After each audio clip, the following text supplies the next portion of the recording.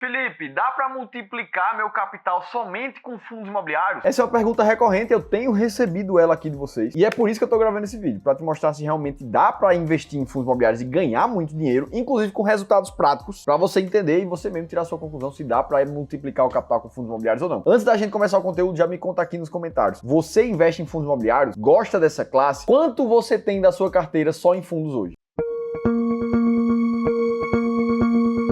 E aí, beleza, dando um pouco de contexto, né? O brasileiro, ele já está acostumado com essa ideia de multiplicar patrimônio com imóveis. É muito comum encontrar matérias como essas aqui, ó. Imóvel como forma de construir um patrimônio seguro, estável e rentável. E não à toa, 1/3 dos brasileiros de classe média para cima pensam em adquirir um imóvel. Como diz essa notícia que está aí na tela para vocês. E até grandes famosos, isso aí é muito comum, dizendo que construíram seu patrimônio com imóveis e imóveis de luxo, como o caso ali do David Beckham, um jogador de futebol. Mas aí entra uma pergunta que eu gosto de fazer para todo mundo. Será que todo mundo que investe em imóveis físicos multiplica o patrimônio e vive daquilo ali? Porque, poxa, a gente precisa perguntar isso, já que a gente tá falando do investimento mais comum pro brasileiro. Será que dá certo para todo mundo? E antes disso tudo, a gente precisa distinguir duas formas diferentes de ganhar dinheiro com imóveis físicos. A primeira é através da compra e da venda de imóveis. O cara compra um imóvel ou constrói ele bem mais barato e vende ele bem mais caro, ganha com esse lucro aqui. Essa atividade, ela realmente dá muito dinheiro. Foi assim que a maioria dos bons investidores em imóveis realmente construíram patrimônio, encontrando uma boa localização, uma boa oportunidade, comprando bem aquele imóvel e depois vendendo bem também. E aí entra a construção, o cara que compra na planta para depois vender, o cara que compra em leilão, que tem uma margem muito grande. Só que essa é uma atividade que também tem muito risco, porque afinal de contas você precisa saber o que é que você está fazendo. Imagina o cara lá que errou a localização do imóvel, aquele imóvel só se desvalorizou por causa do entorno, por causa do contexto, seja lá o que for, ou o cara que não soube negociar muito bem, nem a hora certa de comprar e de vender e acabou deixando muito dinheiro na mesa. Porque afinal de contas, a gente também encontra histórias como essas aqui, ó. Comprar um imóvel nem sempre é um bom investimento. Eu, por exemplo, perdi muito dinheiro, principalmente por causa da inflação, que deixou esse investidor aqui do relato no prejuízo. E de fato, se a gente for olhar os dados dos últimos 10 anos, quando a gente compara os índices FIPZAP aqui, tanto de locação quanto de valor de venda corrigido ano após ano dos imóveis, e compara isso com os principais índices da macroeconomia, que seria a inflação IPCA, a inflação IGPM e o CDI, o que a gente vê é que, primeiro, a correção do valor de venda dos imóveis, ou seja, a correção do preço que você tem naquele imóvel que você passa anos com ele ali, quanto ele vai corrigindo ano após ano de valor, ela foi de 49% nesses últimos 10 anos, maior do que o aluguel, inclusive, enquanto que a inflação medida pelo IPCA foi de 90%, quase o dobro disso, e a inflação medida pelo IGPM foi de 145%, enquanto que o CDI também ali com os seus 150%. Resumo da ópera, na média do Brasil, o valor dos imóveis nesses últimos 10 anos perdeu para a inflação, perdeu para o CDI, perdeu até para a poupança. Felipe, quer dizer que então não tem grandes oportunidades no mercado de imóveis, imobiliário ali? Claro que tem. Agora, precisa saber encontrar, porque na média o mercado não conseguiu nem bater a inflação. Ou seja, é um mercado que, como todos os outros, tem seus riscos, tem suas oportunidades. E aí a segunda forma de ganhar dinheiro com imóveis físicos é através da compra e depois o aluguel, você ficar recebendo esse aluguel dos imóveis. Que, inclusive, tem uma rentabilidade média muito baixa. Se a gente for olhar também os dados mais atualizados aqui do FIPZAP, que a gente vê aqui é o histórico desde 2009 da rentabilidade anual do aluguel com imóveis, e a gente vê isso reduzindo aqui nesses últimos 10 anos. Atualmente, no estado de São Paulo, que são os aluguéis mais altos do Brasil, a gente vê algo em torno de 5,8% ao ano de dividendo, de aluguel ali. Lembrando que nessa conta ainda entra o imposto de renda, então essa conta cai aqui para uns 4% mais ou menos, tem que abater a inflação ainda, e já fica muito claro que investir em imóveis só para receber aluguel, ele na média também não faz sentido. Dito isso até aqui, me conta nos comentários, você conhece alguém que não se deu muito bem investindo em imóveis físicos, que perdeu dinheiro, ou você conhece alguém que ganhou muito dinheiro com o mercado imobiliário? O que foi que essa pessoa fez? Conta tudo aqui que eu quero ler os relatos de vocês. O principal aqui que eu quero trazer para vocês é que investir através de imóveis, multiplicar o patrimônio através de imóveis, como a gente conhece no Brasil, ele não é uma atividade livre de risco. Entenda 100%, eu não quero dizer que o tipo de investimento imobiliário é um investimento ruim. Inclusive, eu sou formado em engenharia civil. Boa parte da minha vida eu vivi dentro de construções, fazendo projetos de engenharia. Foram mais de 8 anos nessa história. E eu vi muita gente que ganhou dinheiro com imóveis, eu vi muita gente que perdeu dinheiro com imóveis, ou pelo menos ficou empatado ali naquela falsa sensação mental que tá ganhando dinheiro, mas na verdade tá perdendo para a inflação. E é por isso que hoje eu, Felipe, estando dentro do mercado financeiro, inclusive como profissional, é lógico que eu tenho o meu viés, mas eu acredito que investir em imóveis através do mercado financeiro ajuda muito mais a multiplicar o patrimônio dos investidores. E aí fica a próxima pergunta. Será que investir em imóveis através de fundos imobiliários realmente melhora essa capacidade de multiplicação multiplicação de patrimônio? É mesmo possível fazer isso? Até porque, se você for para os fundos imobiliários, você também vê casos assim, ó, de fundos imobiliários que despencaram em 2023, como é o caso de um HCTR da vida, por exemplo, ó, que se a gente vai ver as cotações dele aqui, ó, de 2019 para frente ele teve uma alta muito forte, ficou de lado até o começo de 2023 e de lá para cá despencou mais de 60%, ou seja, muita gente perdeu patrimônio ali, principalmente porque esse fundo atraiu muito a atenção dos investidores com as rentabilidades altas que eles tiveram ali em 2019, 2020 e 2021. Mesmo caso foi o do Deva 11, que foi um outro fundo imobiliário ali que até teve uma rentabilidade boa de 2020 para 2021 e depois despencou também a partir de 2023. E esses casos aqui foram casos mais de risco de inadimplência. Esses fundos são fundos de papel e o foco deles, como eles têm renda fixa dentro da carteira de investimentos deles, eles emprestam dinheiro para outras empresas que querem construir os seus próprios empreendimentos imobiliários. E aí, quando essas empresas que pegaram esse crédito, que na média são empresas mais arriscadas, com a saúde financeira não tão boa assim, quando elas não conseguem pagar o empréstimo que eles fizeram ali com o fundo imobiliário, a gente entra com uma crise de inadimplência e aí o cotista sofre, a cota do fundo acaba sofrendo também, o dividendo cai e todo mundo perde dinheiro. Mas tá, vamos ver um outro caso que não foi um fundo de papel. O caso do BBPO 11, que foi um fundo que até teve uma rentabilidade muito positiva de 2015 ali até 2019, 2020 e depois deu uma desbencada, saindo dos seus R$112 por cota, chegando a bater ali seus R$67 por cota. Mais de 40% de queda para o BBPO. E esse aqui que é um caso de um fundo imobiliário mais específico, focado em agências bancárias. E aí quando os bancos digitais começaram a ter sua ascensão,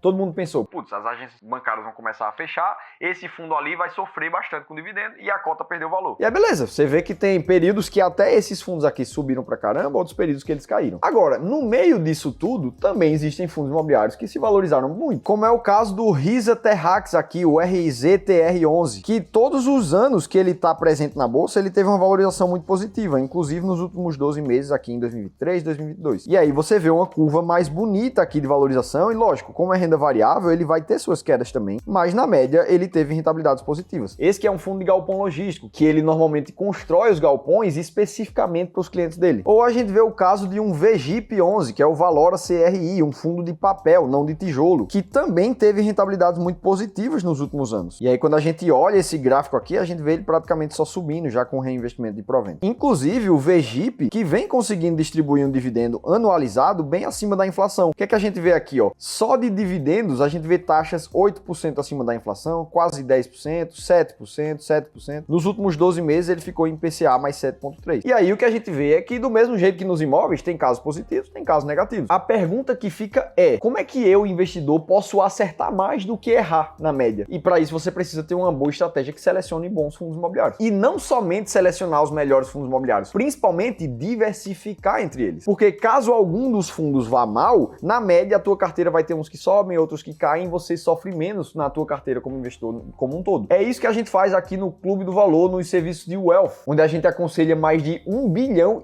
de reais dos nossos clientes. Várias famílias que investem junto com a gente. Na estratégia S-Rank, que seleciona os fundos imobiliários mais baratos e ao mesmo tempo mais seguros da bolsa, por exemplo, a gente seleciona os 15 fundos imobiliários que estão com maiores descontos na cotação atual, mas que não somente estão baratos por si só. A gente também quer somente fundos que não tenham uma variação muito forte na cota, nem que paguem um dividendo alto um mês e depois em outro mês não pague mais nada. E investir com esses 15 fundos imobiliários da S-Rank vem dando resultado muito positivo. Você consegue ver isso nesse gráfico, onde a estratégia conseguiu performar acima do IFIX e até do Ibovespa. E aí, falando nisso aqui, eu vou te entregar um livro digital que eu escrevi para te mostrar detalhes de como é que a S-Rank funciona e ainda 7 fundos imobiliários que estão atualmente dentro do ranking dos fundos mais baratos e mais seguros da bolsa. Clica nesse botão aqui em cima que eu vou deixar para você ou no primeiro link da descrição do vídeo para você ter acesso gratuitamente. Tá, beleza, mostramos casos de fundos que foram bem, fundos que foram mal. Mas na média do mercado de fundos imobiliários, será que ele foi melhor ou ele foi pior? Porque afinal de contas, pegar um só exemplo que tenha ido mal ou um só exemplo que tenha ido muito bem é injusto. A gente precisa olhar para o mercado como um todo. E aí muitos de vocês já estão acostumados a ver a performance do mercado de ações de forma mais histórica, né, mais longa. Por exemplo, se a gente compara o IFIX, que é o principal índice de fundos imobiliários do Brasil, com o Ibovespa, que é o principal índice de ações, que a gente vê é que nos últimos 12 meses o IFIX até está ganhando do Ibovespa na linha laranja contra a azul. Só que um ano é muito pouco. Se a gente olhar nos últimos 10 anos a comparação, o que a gente vê na prática é que o índice de ações do Brasil e o índice de fundos imobiliários, eles tiveram uma rentabilidade muito similar. Você vê que essa linha azul das ações, ela é mais volátil, né? Ela balança muito mais para cima e para baixo, enquanto a linha laranja dos fundos imobiliários imobiliários, ela teve uma boa rentabilidade com menos volatilidade. E aí, beleza, se a gente for para o mercado americano, lá nos Estados Unidos, que tem um mercado mais maduro, o que a gente vê é que essa linha azul que representa os REITs lá nos Estados Unidos, que são equivalentes aos fundos imobiliários, não são exatamente iguais, eles conseguiram ter uma performance muito melhor de 1971 para cá do que o próprio mercado de ações. E aí a gente olha para isso aqui e já pensa, putz, então dá sim para multiplicar o meu capital investindo no mercado imobiliário através do mercado financeiro. Já que o mercado de fundos imobiliários rende similar ao mercado de ações aqui no Brasil, já que rendeu muito melhor lá nos Estados Unidos, o que a gente precisa entender, na verdade, é que existe uma grande diferença de regulamentação. Os fundos imobiliários, eles têm um foco de gerar renda para o investidor, gerar aluguel isento de imposto de renda e, na média, paga sempre muito mais do que um aluguel de imóvel físico. Agora, por regulamentação, os fundos precisam distribuir 95% do lucro líquido deles todo em dividendos, todo em aluguel. Ou seja, não sobra dinheiro para o cara deixar no caixa ali, adquirir novos imóveis, aumentar o patrimônio do fundo e assim a cota subir mais rápido. Como é o caso dos REITs lá nos Estados Unidos, eles não têm essa limitação de distribuição de caixa. Por isso que eles tiveram uma rentabilidade melhor ao longo do tempo. Agora, pergunta final, dá para multiplicar o capital investindo em fundos ou não? Putz, a gente viu ali um fundo imobiliário pagando um dividendo de IPCA mais 7 nos últimos 12 meses. E aí vamos fazer o seguinte, vamos imaginar um cara que quer uma renda de 10 mil reais por mês com fundos imobiliários, só que ele ainda está na fase de investimento, ele ainda não chegou lá. Se a gente faz uma conta rápida, esse investidor precisaria acumular pouco mais de 2 milhões de reais para chegar nessa renda de 10 mil reais. Tudo isso considerando uma renda de 6% acima da inflação, até mais conservador do que o que a gente viu ali no VGIP. E se ele tivesse um patrimônio inicial de 300 mil reais e se comprometesse a fazer 2 mil reais de aportes mensais, ele chegaria nesses 2 milhões de patrimônio com uma renda de 10 mil reais por mês depois de 21 anos e meio ali investindo. Ou seja, imagina você aí na sua idade atual, daqui a 21 anos mais ou menos, ganhando 10 mil reais de renda passiva por causa desse teu plano que você montou aqui. Dá pra fazer ou não dá? Putz, dá sim. Agora, dá pra melhorar isso? Dá. Imagina o cara que conseguiu aumentar o aporte dele ao invés de 2 mil reais para 5 mil reais. Com a mesma rentabilidade, o período para ele atingir os mesmos 10 mil de renda passiva caiu para menos de 15 anos. Ou seja, ele ganhou ali mais de 6 anos de vida de renda passiva só porque conseguiu aumentar seus aportes. Agora, isso tudo fica ainda mais potencializado quando você consegue aumentar a rentabilidade da tua carteira e reduzir o risco. Por mais que dê para você multiplicar seu patrimônio sim somente com fundos imobiliários, o ideal é que você componha a tua carteira com várias classes de ativos diferentes. Porque imagina aquela mesma simulação, imagina se você consegue aumentar 1 ponto percentual de rentabilidade ao ano na tua carteira só por montar uma carteira bem ajustada, que te ajude a passar por todos os períodos de crise, todos os períodos de bonança do mercado financeiro, sempre ganhando dinheiro e se protegendo. Esse investidor, ao invés de ter 6% de rentabilidade acima da inflação, foi para 7%, ele precisaria acumular um patrimônio de 1.770.000 mais ou menos, para ter os mesmos 10 mil de renda passiva. E aí, se ele começa com 300 mil, fazendo aporte de 5 mil por mês, ele atinge a meta dele em 12 anos, não mais em 15. Esse cara ganhou 3 anos de vida de liberdade financeira ali. E é justamente esse tipo de processo que a gente ajuda os nossos clientes aqui do Wealth Services, do Clube do Valor, a atingirem mais rápido. Montando alocações de carteira como essa daqui, ó. Um modelo arrojado, que o cara tem um pouco mais de renda variável, seriam 75% da carteira dele, ou seja, um cara mais agressivo, que está buscando mais rentabilidade, mas veja, são várias classes de ativos juntas e somente 25% em fundos imobiliários, ou até investidores mais conservadores, como esse aqui que tem somente 10% da carteira em fundos imobiliários e 70% da carteira dele é renda fixa. Se você quiser entender um pouco de como é que a gente monta essa carteira de investimentos, que a gente faz esse tipo de estrutura para os nossos clientes, eu tenho um presente para você. Eu consegui com a minha equipe separar 1 hora dos nossos especialistas de investimentos para que eles olhem para a tua carteira de investimento em específico e entenda se tem alguma coisa que você pode melhorar para aumentar a tua rentabilidade ou melhorar a tua segurança. Você pode ter acesso a isso gratuitamente, basta você ter acima de 500 mil reais para investir. E se esse for o teu caso, eu vou deixar um formulário aqui do lado para você preencher, que um de nós vai entrar em contato contigo. E se você quer continuar aprendendo aqui no YouTube, assiste esse vídeo aqui que eu te mostrei por que 2024 pode ser a ruína para os investidores de fundos imobiliários em alguns desses casos. Teve pelo menos uma informação desse vídeo que fez sentido para você? Deixa o like, se inscreve no seu dividendo que eu estou te esperando no próximo conteúdo.